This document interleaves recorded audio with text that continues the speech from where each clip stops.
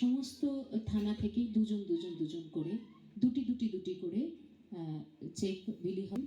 বক্তব্য রাখবেন সম্মানীয় শ্রী চন্দ্রনাথ সেন। কেননা এটাই যে আমরা একসাথে কাঁধে কাঁধ মিলিয়ে সমস্ত কাজটুকু করে যাই। রাস্তা পরিষ্কার, আলো, জল যা কিছু করতে পৌরসভা অঙ্গীকারবদ্ধ সেটা আমাদের 5টা থানা, নানুর, বোলপুর, শান্তিনিকেতন, পাড়ুই, ইলামবাজার 65-এর মতন আমরা চেক বিলি টোকেন বিলি করলাম।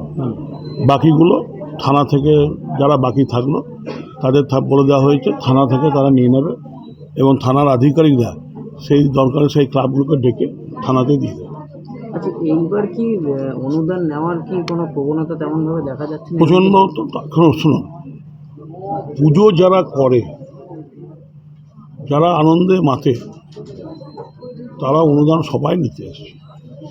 জেলাতে আজ পর্যন্ত খবর নেই কেউ পার্টি করে, পার্টি বিবেকে লাগছে নিতে, লজ্জা লাগছে, সেইভাবে এইখানে মোটামুটি বোলপুর থানার মধ্যে একটা ক্লাবে এই পর্যন্ত জানা গিয়েছে তারা এটা নেয়নি, রিফিউজ করেছে।